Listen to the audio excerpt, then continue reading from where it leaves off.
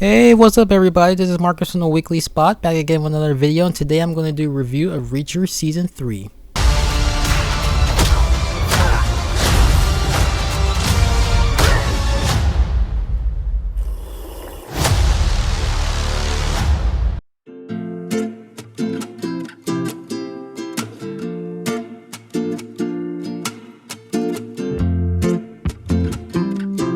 So in this season we see Jack Reacher hanging around in Maine, and things seem to be pretty chill until he spots Xavier Quinn, an enemy from his past who he thought he killed. So as he's doing his own investigation on Quinn, he gets a visit from DEA agent Susan Duffy and her mentor Guillermo Villanueva and the rookie Stephen Elliott. So Susan explains to Reacher that she has a missing informant named Teresa that they sent off the books to go undercover to investigate Zachary Beck, a businessman that owns a rug import company who they suspect is just a cover for a drug smuggling operation, who just so happens to be involved with Quinn. So Reacher wanted to get to Quinn and Susan wanting Teresa back. Reacher goes undercover to rescue the missing informant while also settling his unfinished business with an old adversary.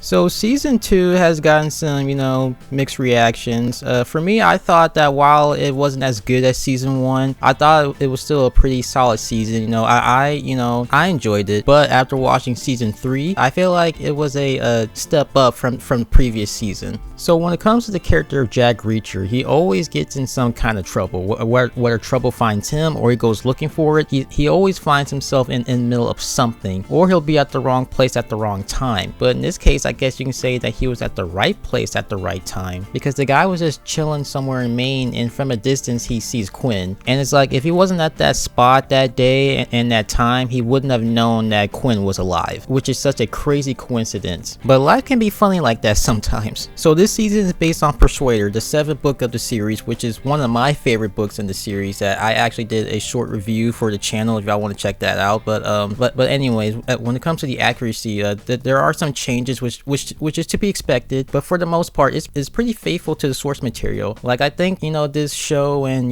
this season adapted the book pretty well. I mean, it was just as engaging and thrilling.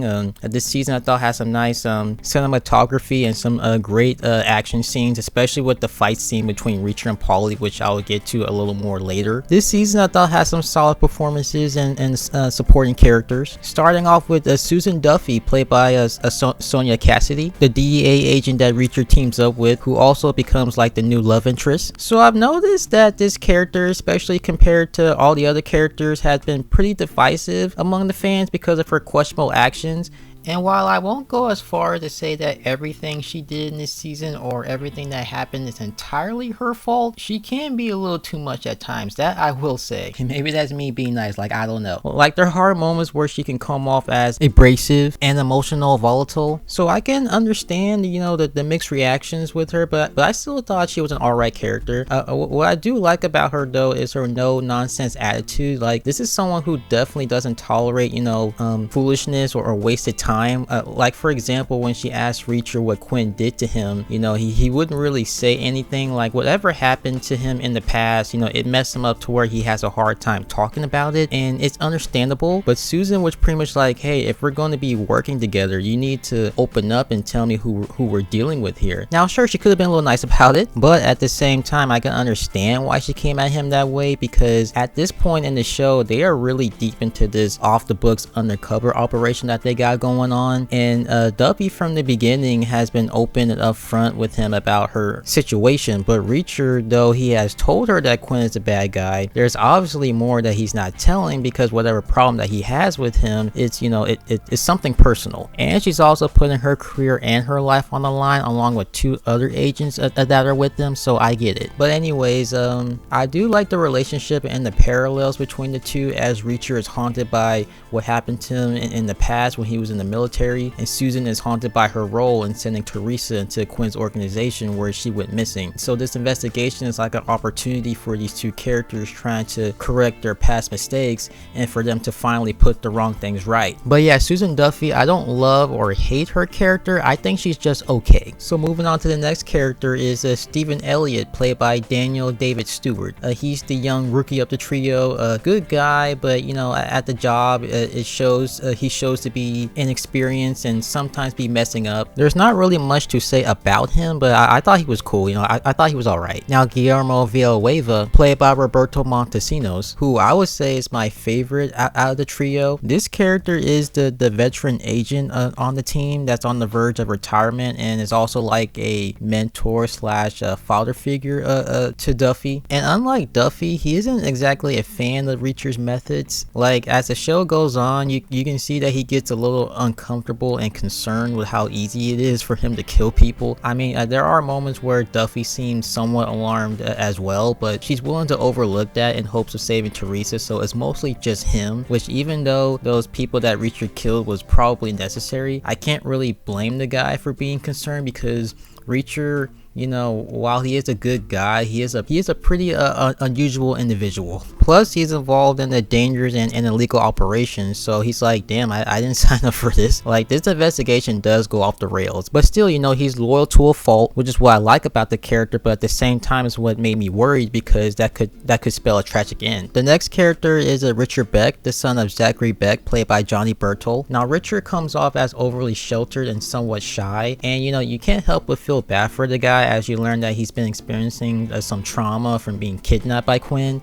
And when it comes to his relationship with his father, you'll see that it's complicated due to his business. Like, he's such a sympathetic character, and I like the relationship between him and Reacher. Reacher becomes like his bodyguard, and as the show goes on, you see that Reacher, he generally does care about Richard. And not that we haven't seen this before, but I do like that Richard also adds like a nice contrast to Reacher, allowing him to show a more softer side to his usual stoic persona. Now, moving on to the villains. There are 3 villains in this season, starting with Zachary Beck, played by Anthony Michael Hall. So Zachary Beck is a rug merchant, but really his business is a front for some illegal activities. Now, this character is kind of complicated because initially he appears to be villainous. Like, he starts off looking like a big, powerful crime boss, but you'll soon learn that while he is a bad guy, he's not really the big bad, you know. He's really a guy that is way out of his depth, as his business got the attention of somebody way worse than him. Like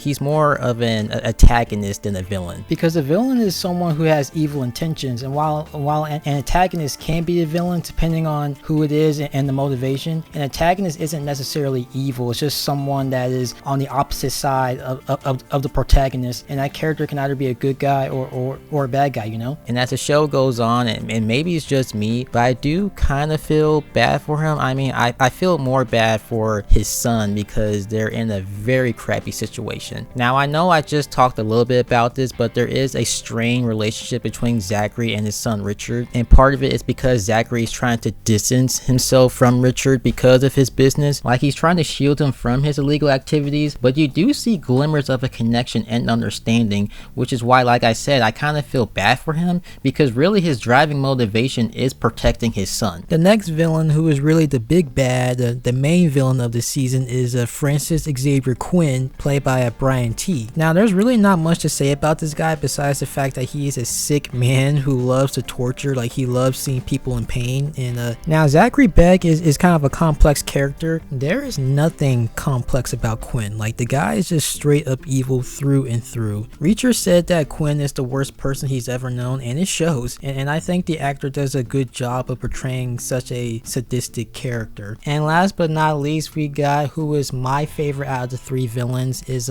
Polly, played by Olivia Richters, who is Zachary Beck's bodyguard and Quinn's enforcer. And when Polly and Reacher met, they already did not like each other, so obviously they're gonna fight at some point. One of the things that this show has been consistent about, that's also been kind of like a running gag, is Reacher's sheer size, which I believe the actor Alan Ritchson is a 6'3" and 240 pounds or somewhere around that. So Reacher is a big guy, and he's also pretty strong. But in this season, he seems to have finally met his match, as we're introduced to someone that is 7 feet 2 inches tall and weighs over 350 pounds. So that makes him considerably larger and stronger. So he's by far the biggest and physical foe that Reacher has ever faced. Like, there's a moment, and parts of this scene is in the trailer, where Reacher punches Paulie in the stomach, which doesn't do anything, and Paulie slaps Reacher in the face, and that slap not only put him on the ground, but left him shaken and stunned.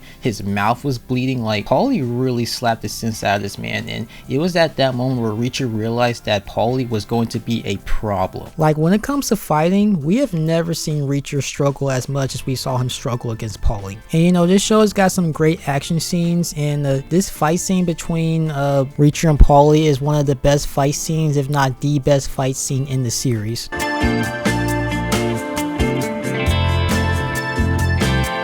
Overall, I thought this was a good season. I liked the story. Now, sure, there are some parts in the season where the writing I thought was iffy, and I know I didn't go that much into it. It's just that it's kind of hard to explain some things without spoiling too much, but there are some ridiculous moments. But it wasn't that bad to where like it ruined the season for me. Like, there are some parts that I can overlook. And when it comes to the supporting characters, while they're not quite as good as the ones in the previous seasons, they're still pretty solid with some solid performances. I like the villains. I like the action, and like I said before, I do think that this is an improvement from season 2. I don't think it's better than season 1. I mean, I do think it's just as good, but season 1 is still at the top.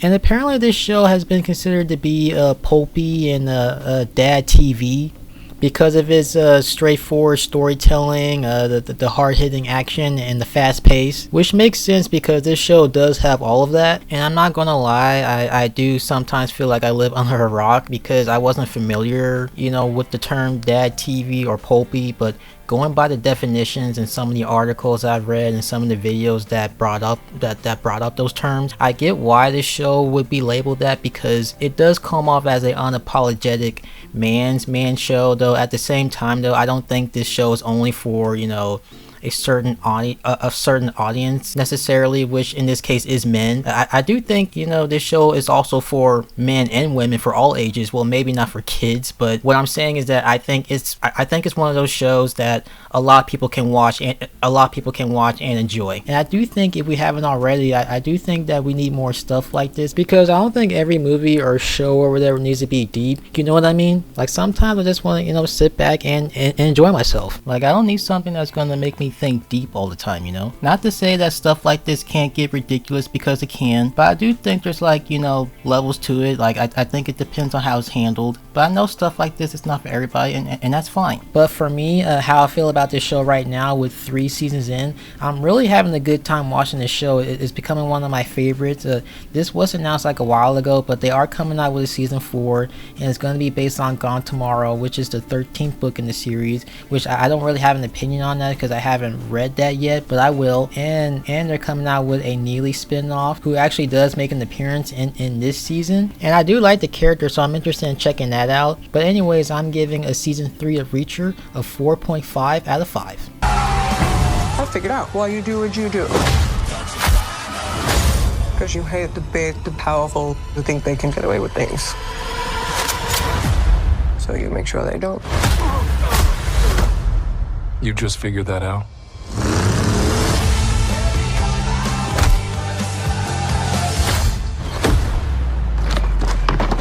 Son of a...